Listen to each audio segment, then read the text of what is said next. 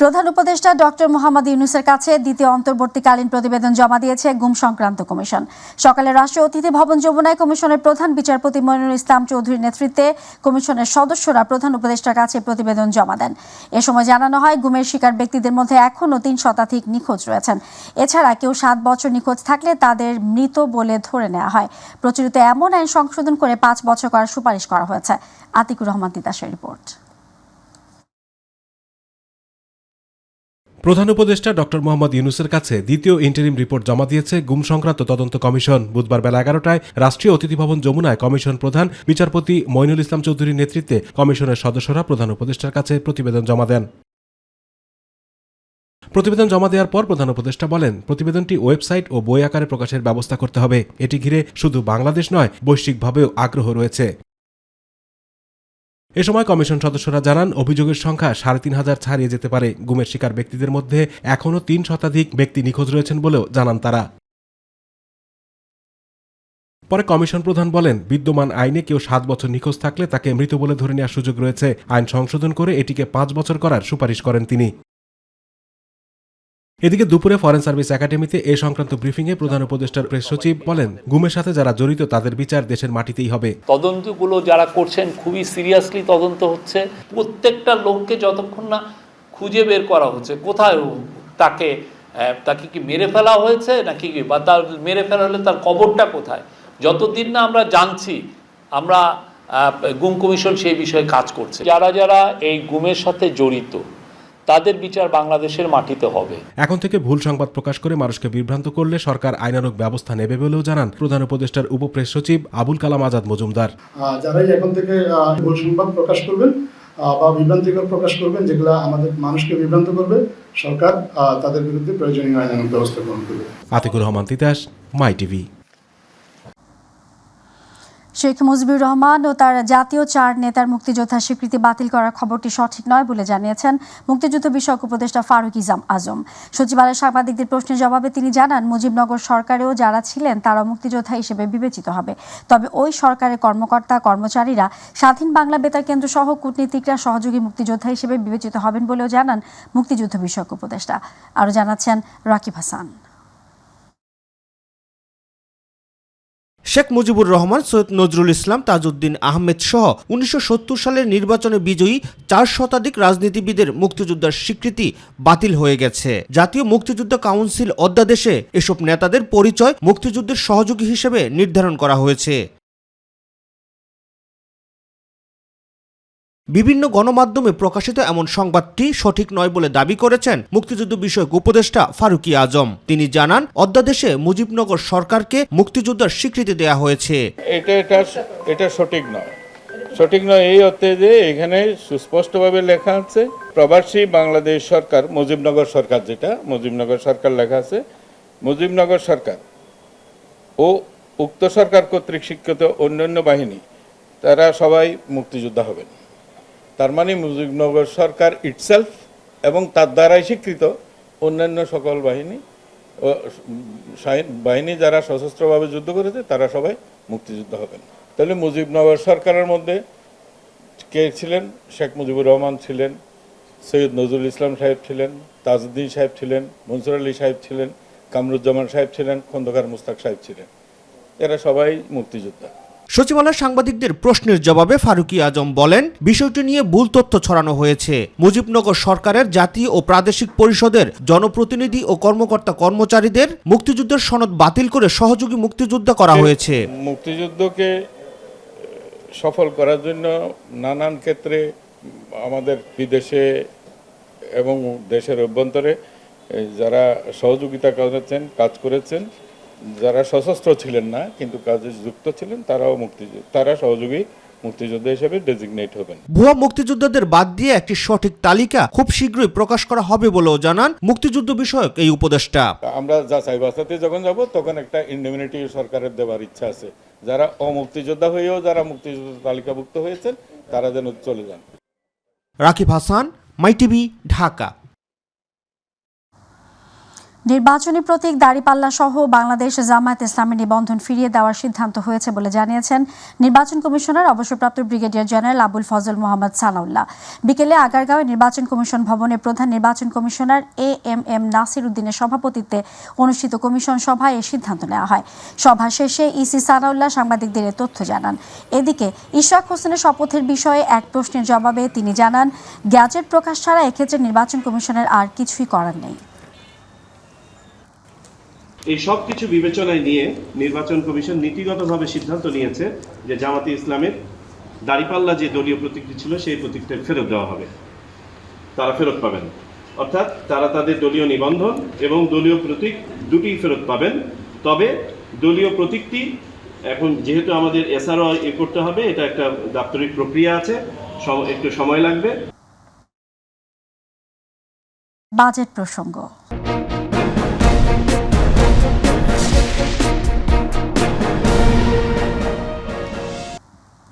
রাজনৈতিক দলগুলোর সাথে আলোচনা না করে বাজেট প্রণয়ন করা তা একমুখী, অংশগ্রহণহীন ও গতানুগতিক ধারার বলে দাবি করেছেন বিএনপির স্থায়ী কমিটির সদস্য আমির খসরু মাহমুদ চৌধুরী। সকালে বাজেট প্রতিক্রিয়ায় তিনি এ দাবি করেন। খসরু বলেন, নির্বাচনের সুনির্দিষ্ট রোডম্যাপ না থাকায় রাজনৈতিক অনিশ্চয়তার কারণে বিনিয়োগকারীরা ভরসা পাচ্ছে না, তাই ডিএফআই নাই বললেই চলে। ইউসুফ আলীর রিপোর্ট।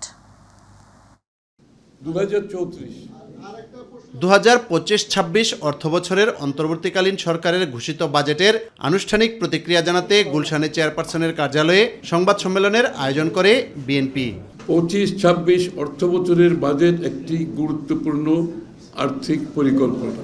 দলের স্থায়ী কমিটির সদস্য আমির খসরু মাহমুদ চৌধুরী বলেন, ফ্যাসিবাদ বিরোধী আন্দোলনে অংশ নেয়া দলগুলোর সাথে আলোচনা করে বাজেট প্রণয়ন করা হলে সমন্বিত অর্থনৈতিক দৃষ্টিভঙ্গির প্রতীক হতো। আমরা প্রত্যাশা করেছিলাম অন্তর্বর্তীকালীন সরকার আন্দোলনকারী রাজনৈতিক দলের সাথে আলোচনা করে ন্যূনতম জাতীয় ঐক্যমত্য স্থাপনের মাধ্যমে বাজেট প্রণয়ন করবে। যেহেতু সংসদ নাই, অন্তর্বর্তীকালীন সরকার চাইলে সমাজের বিভিন্ন শ্রেণী পেশার মানুষের মতামত নিতে পারত, তাহলে বাজেট একটি সমন্বিত অর্থনৈতিক দৃষ্টিভঙ্গির প্রতীক হতো।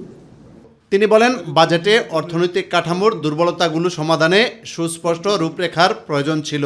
ব্যবসা পরিচালনার ব্যয় কমানো, আমলাতান্ত্রিক জটিলতা হ্রাস ও কস্ট অফ ডুইং বিজনেস কমানোর কোনো নির্দিষ্ট পরিকল্পনা না থাকায় উদ্যোক্তারা অনিশ্চিত প্রতিকূল পরিবেশের মুখোমুখি হবে। নির্বাচনের সুনির্দিষ্ট রোডম্যাপ না থাকায় রাজনৈতিক অনিশ্চয়তার কারণে বিনিয়োগকারীরা ভরসা পাচ্ছেন। বিএনপি ক্ষমতায় গেলে জনকল্যাণমুখী বাজেট প্রণয়নের পাশাপাশি প্রথম 6 মাসে কি করা হবে তার পরিকল্পনাও তুলে ধরেন আমির খসরু মাহমুদ চৌধুরী। অর্থনৈতিক স্থিতিশীলতা ফিরিয়ে আনা, মানুষের আস্থা অর্জন, ভবিষ্যতের জন্য দৃঢ় ভিত্তি গড়তে প্রয়োজন স্বচ্ছ অংশগ্রহণমূলক উদ্ভাবনী অর্থনৈতিক পরিকল্পনা। ইউসুফ আলী, মাই টিভি, ঢাকা। গণসংহতি আন্দোলনের প্রধান সমন্বয়কারী জোনায়েদ সাকি বলেছেন, বাজেটের ধরন বিগত ফ্যাসিস্ট সরকারের মতো সনাতন পদ্ধতির, যা আমলাতান্ত্রিক বাজেট। মানুষকে হতাশ করেছে পুরনো বাজেট কাঠামো। রাজনৈতিক কাঠামো পরিবর্তনের পাশাপাশি অর্থনৈতিক কাঠামো পরিবর্তনের দাবি ছিল সাধারণ মানুষের। দুপুরে বাজেট পর্যালোচনা সংবাদ কেন্দ্রীয় কার্যালয়ে আনুষ্ঠানিক সংবাদ সম্মেলনে তিনি এসব কথা বলেন। তিনি আরও বলেন, গণঅভ্যুত্থানের পর প্রধান উপদেষ্টা বিনিয়োগ বাড়ানোর ক্ষেত্রে প্রতিবন্ধকতা তৈরি করবে। নিম্ন আয়ের মানুষ করের আওতায় মুক্ত থাকা উচিত ছিল। বর্তমান অন্তর্বর্তীকালীন সরকারের বাজেট আশানুরূপ হয়নি বলেও মন্তব্য করেন জোনায়েদ সাকি। বিচার সংস্কার ও নির্বাচনের রোডম্যাপ ঘোষণা করার দাবিও জানান তিনি। তার মধ্যে রাজনৈতিক দল আছে, তার মধ্যে উৎপাদক শ্রেণী আছে, উদ্যোক্তা শ্রেণী আছে এবং সমাজের অন্যান্য অংশীজনেরা আছেন, স্টেক হোল্ডাররা আছেন। তাদের সাথে একটা আলাপ আলোচনা, জবাবদিহিতার জায়গাতে সরকারকে যাওয়া দরকার। ফলে আমরা এটা প্রথম দাবি করব যে এই বাজেট সেই বাজেটের একটা শুনানির মতো হওয়া উচিত। এই বাজেটকে যাতে সমস্ত রাজনৈতিক দলের সামনে অর্থ উপদেষ্টা সহ তার যারা এর সাথে যুক্ত ছিলেন প্রত্যেকেই তারা তাদের যুক্তিতর্ক উপস্থাপন করেন। রাজনৈতিক দলগুলো তারা বিভিন্নভাবে তাদের যুক্তিতর্ক উপস্থাপন করবেন।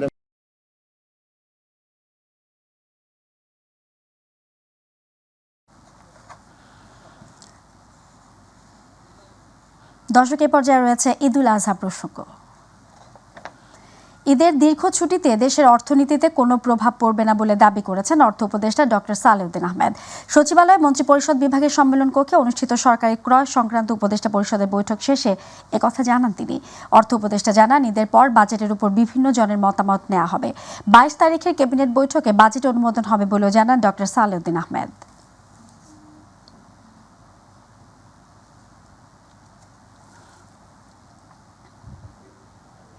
শিবির হওয়ার কোনো ইস্যু নাই। ব্যবসায়ীরা তাদের মতো ব্যবসা করবে। ব্যাংক, বাংলাদেশ ব্যাংক অলরেডি বলেছে কোন দিন ব্যাংক খোলা থাকবে এবং হাটে, গরুর হাটে কীভাবে তার প্রভিশন ইস্যু করবে। আমার তো এরকম হলিডে, পৃথিবীর অন্য আরও বেশি হলিডে থাকে। ক্রিসমাসের সময় ওদের 20-25 দিন হলিডে থাকে। নেপালে আপনার দুর্গাপুজোর সময় 1 মাস হলিডে থাকে। দেশ চলে না, অতএব চলবে। কোনো রকম বিরূপ কথা আরও ইতিমধ্যে আমরা বাজেট তো দিয়ে দিয়েছি। বাজেটে মোটামুটি আমাদের যে কর্মপন্থা কী হবে সেগুলো এটাতে কাজ করবে। দীর্ঘ ছুটিতে পরিবারের সঙ্গে পবিত্র ঈদুল আজহার আনন্দ ভাগাভাগি করে নিতে বাড়ি ফিরতে শুরু করেছেন রাজধানীবাসী। ছুটি যত ঘনিয়ে আসছে ততই ভিড় বাড়ছে কমলাপুর রেল স্টেশনে। এদিকে রাজধানীর বাস টার্মিনালগুলোতেও সময়ের সাথে সাথে যাত্রী চাপ বাড়ছে। অন্যদিকে এই যাত্রা নির্বিঘ্ন করতে তৎপর রয়েছে রেল কর্তৃপক্ষ। বুধবার থেকে চলছে 10টি বিশেষ ট্রেনও। বিস্তারিত শিমুল খানের রিপোর্টে। বুধবার সকালে কমলাপুর রেলওয়ে স্টেশন ও বাস টার্মিনাল ঘুরে এমন চিত্র দেখা গেছে। ট্রেনে উপচে পড়া চাপ থাকলেও বাসে যাত্রীদের তেমন দেখা মেলেনি। আমি যাব আমার আম্মু আব্বুদের সাথে দেশের বাড়িতে মজা করতে। ঈদের ছুটি কাটাতে যাচ্ছি পরিবারের সাথে, খুব ভালো লাগতেছে। একদম অনেক ভালোভাবে আসছে আলহামদুলিল্লাহ। কোরবানির দেশের বাড়িতে যাচ্ছি। আমি ঢাকা থেকে ব্রাহ্মণবাড়িয়া যাচ্ছি দাদুর বাড়িতে। ঈদে অনেক আনন্দ করব, মজা করব, আত্মীয় স্বজন সবার সাথে ভালোভাবে ঈদ কাটাবো। বাড়ি ফেরা মানুষ বলছে ঈদযাত্রা প্রতিবারে ভোগান্তিতে পরিণত হলেও এবারের ঈদযাত্রা একেবারেই ভিন্ন। এখানে আগে মঠবাড়িয়া 550 টাকা যাইতো, এখন 1000 টাকা টিকিট কাটতেছে মঠবাড়িয়া। ঈদে যাচ্ছি পরিবারের সবার সাথে আনন্দ করতে, উৎসব করতে। টিকিটের দাম আগে যেরকম ছিল এখন এরকমই আছে। টিকিটের দাম বিআরটি কর্তৃক যেটা দেওয়া আছে সেটাই রয়েছে, আর যাত্রীর চাপ সকাল থেকে কিছুটা বাড়তেছে আর কি। কয়েকদিন কোনো যাত্রী নেই, গাড়িগুলো 10 জন 12 জন 15 জন করে নিয়ে গেছে। হিসাবে আমাদের অ্যাডভান্স টিকিট ছাড়ছে 29 তারিখ থেকে, সবগুলোই ফিল আপ। এখন আমরা খালি যাত্রীদের উঠাই দিই গাড়িতে। যাত্রীদের নির্বিঘ্নে সেবা দিতে কাজ করে যাচ্ছে বলে জানান রেলওয়ে কর্তৃপক্ষ। আজকে ঈদযাত্রার 5ম দিন চলছে। সকাল থেকে আমাদের ইতিমধ্যে 21টা ট্রেন ঢাকা স্টেশন ছেড়ে যায়। ঈদযাত্রায় আমাদের যাত্রীদের সুবিধার্থে 10টি স্পেশাল ট্রেন পরিচালনা করা হচ্ছে। স্তরে চেকিং কার্যক্রম চলছে। স্টেশনে অবৈধ যাত্রী বা বিনা টিকিটের যাত্রী প্রবেশের সুযোগ নেই। এছাড়া সাধারণ যাত্রী ট্রেনের ছাদে ভ্রমণ করতে না পারে, এই জন্য বিশেষ টিম গঠন করা হয়েছে। স্বস্তিদায়ক ট্রেন যাত্রায় কর্তৃপক্ষকে ধন্যবাদ জানিয়েছেন সাধারণ মানুষ। শিমুল খান, মাই টিভি, ঢাকা। দর্শক, বাস ট্রেন ছাড়াও ভিড় বাড়ছে নৌপথেও। আর এই মুহূর্তে রাজধানী সদরঘাটে আছেন সহকর্মী SM আরিফ। আমরা সরাসরি যুক্ত হচ্ছি তার সাথে। আরিফ, নৌযাত্রার পরিস্থিতি আপনি কেমন দেখছেন? তাছাড়া নারীর টানে ঘরমুখ মানুষের ভিড়ই বা আপনি কেমন দেখছেন সেখানে?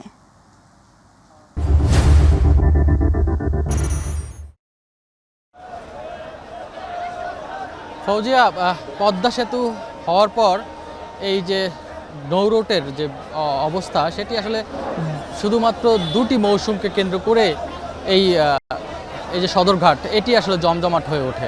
একটি রোজার ঈদ এবং আরেকটি কোরবানির ঈদ। সামনেই কোরবানির ঈদ, সেই ঈদকে সামনে রেখে ঈদের যে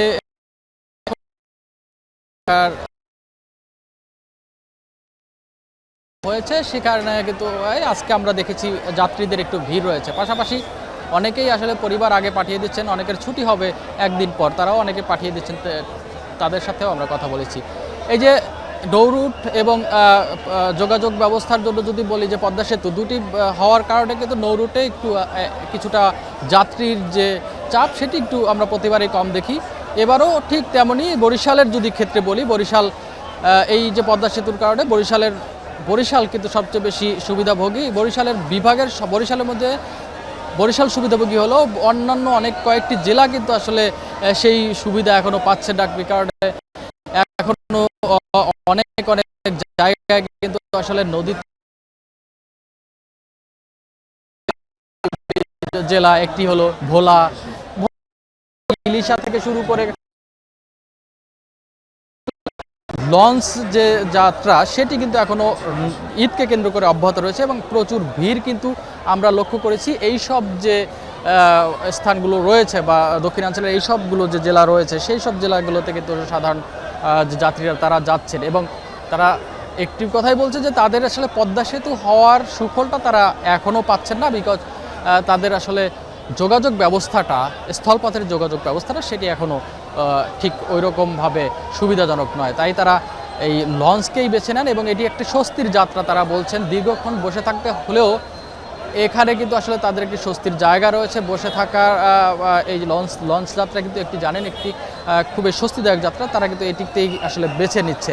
আমরা এই যে নৌ কর্তৃপক্ষ রয়েছে তারা আসলে আমরা দেখেছি যে একটু পরপরেই কিন্তু বিভিন্ন দুর্ঘটনা এড়াতে নৌ সতর্কতা কিন্তু বারবার জানিয়ে রাখছেন, সতর্কতা কিন্তু তারা দেখিয়ে যাচ্ছে। আরিফ, আপনাকে ধন্যবাদ। দর্শক, নারীর টানে ঘরমুখো মানুষের পরিস্থিতি এতক্ষণ আমরা জানছিলাম আমাদের সহকর্মী এস.এম. আরিফের কাছ থেকে, যিনি এতক্ষণ ছিলেন রাজধানী সদরঘাট নৌ টার্মিনালে। গাজীপুরে ঢাকা ময়মনসিংহ ও ঢাকা টাঙ্গাইল মহাসড়ক দিয়ে এই যাত্রা শুরু হয়েছে।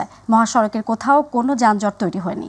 40 ভাগ পোশাক কারখানা ছুটি হয় বিকেল থেকে যানবাহনের চাপ বাড়তে শুরু করে। এই যাত্রা নির্বিঘ্ন করতে পুলিশের পক্ষ থেকে 3 স্তর বিশিষ্ট নিরাপত্তা ব্যবস্থা নেওয়া হয়েছে। সকাল থেকে গাজীপুরে ঢাকা টাঙ্গাইল মহাসড়কের চন্দ্রা এবং ঢাকা ময়মনসিংহ মহাসড়কের চান্দনা রাস্তা দিয়ে ঈদে বাড়ি যাচ্ছে মানুষ। তবে বিকেল থেকে মহাসড়ক পরিস্থিতি কিছুটা বদলে যায়। যানবাহনের চাপ বাড়তে থাকায় কোথাও কোথাও দেখা দিয়েছে যানজট। দর্শক, এই মুহূর্তে গাজীপুরের চন্দ্রা থেকে মহাসড়ক পরিস্থিতির খবর জানাচ্ছেন প্রতিনিধি এ.কে.এম. শিশির। জি, আপনি জানেন যে আর মাত্র দুদিন পরেই মুসলমানদের সবচেয়ে বড় ধর্মীয় উৎসব ঈদুল আজহা পালিত হবে। সেই ঈদুল আজহাকে কেন্দ্র করে ইতিমধ্যেই কর্মশেষে মানুষ কিন্তু নারীর টানে বাড়িতে ফিরছে। এই মুহূর্তে আমি রয়েছি ঢাকা টাঙ্গাইল মহাসড়কের চন্দ্রা এলাকায়। এখানকার চিত্র যদি আমি আপনাদের একটু দেখাতে চাই, এই মুহূর্তে যে চিত্র সেটি হচ্ছে যানবাহনের কিন্তু দীর্ঘ সারি লক্ষ্য করা যাচ্ছে। চন্দ্রা নবীনগর গামী যে লেন রয়েছে সেখানে কিন্তু প্রায় 4 থেকে 5 কিলোমিটার পর্যন্ত কিন্তু যানবাহনের দীর্ঘ সারি, অর্থাৎ যানবাহনের কিন্তু একদম ধীরগতি, যেটিকে আসলেও থেমে থেমে যাত্রা বললে চলে। আর অন্যদিকে চন্দ্রা থেকে যে চৌরাস্তাগামী লেন রয়েছে সেটিতেও কিন্তু চন্দ্রা থেকে প্রায় কোনাবাড়ি পর্যন্ত কিন্তু যানজট সৃষ্টি হয়েছে। আরেকটি বিষয় আপনাদের জানিয়ে রাখতে চাই যে এই যে ঢাকা টাঙ্গাইল মহাসড়কের চন্দ্রা, এখান দিয়ে কিন্তু 25টি জেলার মানুষ প্রতি ঈদেই তাদের বাড়িতে ফিরে থাকেন এবং মানুষ পরিবার পরিজনের সাথে ঈদ করে থাকেন।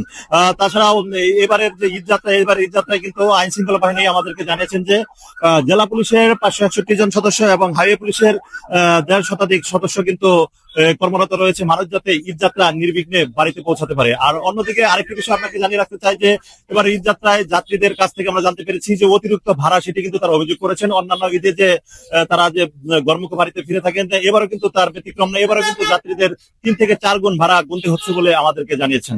তো সব মিলিয়ে বলা চলে এই যে প্রেক্ষাপট, এই প্রেক্ষাপটে যদি বলতে চাই, আজ গাজীপুরের শিল্পদূষিত এলাকায় 40 থেকে 50% কারখানা ছুটি হয়েছে। আগামীকাল আরো 50% কারখানা ছুটি হওয়ার সম্ভাবনা রয়েছে এবং এই মুহূর্তে যে চিত্র, সেই চিত্র কিন্তু থেমে থেমে জটলা, কিন্তু তেমন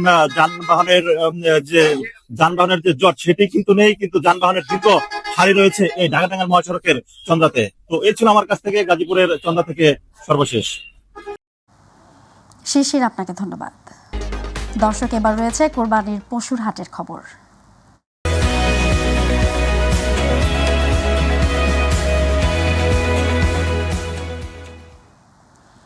রাজধানীর কুরবানির পশুর হাটগুলো জমতে শুরু করেছে।